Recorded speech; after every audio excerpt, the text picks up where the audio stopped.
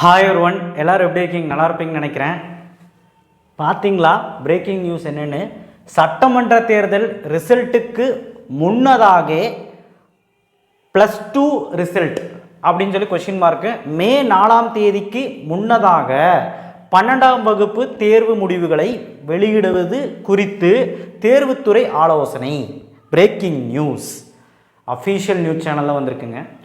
அதாவது 12ஆவதோட ரிசல்ட் எப்போ? நமக்கு +2 ரிசல்ட் எப்போப்பா? மே 8ன்னு சொல்லியிருந்தாங்க. மே 8 கிடையாதுடா, 4ஆம் தேதி மே சட்டமன்ற தேர்தல் ரிசல்ட் வெளியிடுது. அதுக்கு முன்னதாகவே நம்ம ரிசல்ட் வெளியிட்டுறலாம் அப்படின்ட்டு இருக்காங்க. கண்டிப்பாக வாய்ப்பு இருக்குங்க. இது அஃபீஷியல் நியூஸு.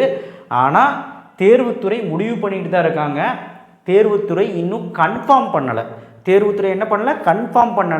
கன்ஃபார்ம் பண்ண சர்க்குலரே வந்துடும். அண்ட் ஆல்சோ அஃபிஷியலாக நியூஸ் சேனல், எல்லா சேனல் ஃப்ளாஷ் நியூஸாக வந்துடும். கன்ஃபார்ம் பண்ணுவாங்கன்னு நினைக்கிறேன். என்ன காரணம் கேட்டிங்கன்னா, தேர்தல் ரிசல்ட் பார்த்திங்கன்னா 4ஆம் தேதின்னு வச்சுக்கோங்களேன்.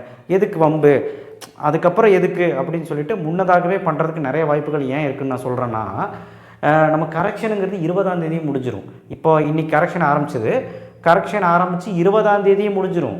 அப்புறம் 10 நாளுக்குள்ளே அந்த கம்ப்யூட்டரில் ஏற்றுற வேலையெல்லாம் பார்த்துக்கிட்டு எல்லாமே முடிச்சுருவாங்க. அப்போ 4ஆம் தேதிக்கு முன்னாடி 3ஆம் தேதி ரிலீஸ் ஆகலாம், இல்லை 2ஆம் தேதி ரிலீஸ் ஆகலாம், இல்லை 1ஆம் தேதி ரிலீஸ் ஆகலாம். All the best. எல்லாத்துக்கும் நல்ல மார்க் வரும்னு நான் நம்புகிறேன். எனக்கு கரெக்ஷனாக லிபரலாக தான் இருக்கும்.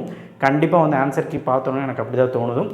கண்டிப்பாக எல்லாத்துக்கும் நல்ல மார்க் வரும். சரி, இப்போது இன்னொரு பிரச்சனை என்னென்னா, இப்போ +2 ரிசல்ட் எப்போது? மே 4க்கு முன்னாடி வரலாம் அப்படின்னு சொல்லி ஒரு கொஸ்டின் மார்க் போட்டிருக்காங்க. அதாவது இன்னும் கன்ஃபார்ம் ஆகலை, தேர்வுத்துறை ஆலோசனை பண்ணிகிட்டு இருக்காங்கன்னு தான் சொல்லியிருக்காங்க. ஓகேவா? இப்போ இது அஃபிஷியல் நியூஸு. அண்ட் இப்போ என்னென்னா, TNEA Tamil Nadu engineering admission, paramedical counselling, டானோவாஸ், வெட்னரி, இல்லை எல்லா கவுன்சிலிங்கும் சரி எப்போ சார் ஓப்பன் ஆகும்னா ரிசல்ட் வந்ததுக்கப்புறம் தான். ஓகேவா? இப்போது டிஎன்இஏ 2026 அப்படிங்கிறது 26 அப்படிங்கிறது பார்த்திங்கன்னா, கவுன்சிலிங் எப்போ ஓப்பன் ஆகும்? அந்த வெப்சைட் ஓப்பன் ஆயிடுச்சு. அப்ளிகேஷன் எப்போ ஓப்பன் ஆகும்? அப்ளிகேஷன் நீங்கள் ஃபில் பண்ணுறதுக்கு டைம் கொடுப்பாங்களா? அது எப்போ ஓப்பன் ஆகும் ஆன்லைன்லனா? tne.online.org தான் ஓப்பன் ஆகும். எப்போ ஓப்பன் ஆகும்னா மே 6 அப்படின்னு நினைக்கிறேன். எப்பவுமே பார்த்திங்கன்னா ரிசல்ட்டுக்கு முன்னதாகவே 2 நாளைக்கு முன்னாடியே போர்ட்டல் ஓப்பன் ஆகிடும். ஆனால் இந்த தடவை ரிசல்ட் 4ஆம் தேதிக்கு முன்னாடினால ஓப்பன் ஆகுமான்னு தெரியல. ஆனால் எப்பவுமே 6ஆம் தேதி 7ஆம் தேதி ஓப்பன் ஆகிடும். சரிங்களா? அப்போது மே 6 ஓப்பன் ஆச்சுன்னா 1 மாதம் டைம் தருவாங்க அப்ளிகேஷன் ஃபில் பண்ணுறதுக்கு. அதனால் 1 மாதம் டைம், எந்த கவுன்சிலிங்காக இருந்தாலும் 1 மாதம் டைம் தருவாங்க. அப்போ மே 6னா உனக்கு ஜூன் 6 முடி உனக்கு டைம் தருவாங்க. ஓகேவா? அதனால் பொறுமையாகவே பண்ணிக்கலாம். ஃபஸ்ட்டு போட்டவனுக்கு தான் சீட்டு கவுன்சிலிங்கில். அப்ளிகேஷன் யார் ஃபஸ்ட்டு போடுறாங்களோ அவங்களுக்கு தான் அந்த கவுன்சிலிங்கில் முன்னுரிமை ஜாஸ்தி. இப்போலாம் கிடையவே. நீ எப்போ வேணாலும் போட்டுக்கலாம். ஏன்னா ஃபஸ்ட் கிராஜுவேஷன் சர்டிஃபிகேட் ரெடி பண்ணணும். யாருக்கெல்லாம் ஃபஸ்ட் கிராஜுவேஷன் இருக்கும்னு. கம்யூனிட்டி சர்டிஃபிகேட் சரியில்லைனா ரெடி பண்ணணும். அது இப்போவே ரெடி பண்ணி வச்சுருங்க. ஏன்னா ஃபஸ்ட் கிராஜுவேஷனுக்கு டிசி இருந்தால் தான் ரெடி பண்ண முடியும். 12th மார்க் ஷீட்டு இல்லைனா டிசி 10th மார்க் ஷீட் இருந்தால் தான் பண்ண முடியும். அதனால் அப்போ தான் நீங்கள் பண்ணுவீங்க ஃபஸ்ட் கிராஜுவேஷனுக்கு. ஆனால் கம்யூனிட்டி சர்டிஃபிகேட் ஃபஸ்ட்டு எடுத்து வச்சுரு. அதுக்கப்புறம் பார்த்திங்கன்னா 10th மார்க் ஷீட் உங்கள் கீழே இருக்கும். 12th மார்க் ஷீட் அவங்க ரிசல்ட் வந்த அன்றைக்கே டூப்ளிகேட் மார்க் ஷீட் கொடுத்துருவாங்க. உங்கள் பாஷையில் சொல்லப்போனால் ப்ரொஃபஷனல் மார்க் ஷீட் கொடுத்துருவாங்க 11th 12th. ஓகேவா? ஒரிஜினல் ஒரு 10 நாள் 15 நாள் கழிஞ்சு தான் வரும். அதை கூப்பிடுவாங்க. டிசியும் தந்துடுவாங்க ஃபஸ்ட்டே. ஓகேவா? ரிசல்ட் வந்த அன்றைக்கி அடுத்த நாள் டிசியே கொடுத்துருவாங்க. இதெல்லாம் வச்சு நம்ம கவுன்சிலிங் அப்ளை பண்ணிக்கலாம். அவ்வளோதான் தேவை. ஆதார் கார்டு அப்டேட் பண்ணி வச்சுக்க. 10th மார்க் ஷீட்டில் என்ன பேர் இருக்கோ, என்ன இனிஷியல் இருக்கோ அதே மாதிரி உன் பேர் இருக்கணும், இனிஷியல் இருக்கணும். ஃபோன் நம்பர் பார்த்திங்கன்னா உனக்கு ஒரு நம்பர் வச்சுருப்பீல்ல, அந்த நம்பரை அப்டேட் பண்ணி வை. அப்பா நம்பர் கொடுத்துருப்பீல்ல, அதை தூக்கிட்டு உன் நம்பர் அப்டேட் பண்ணி வை.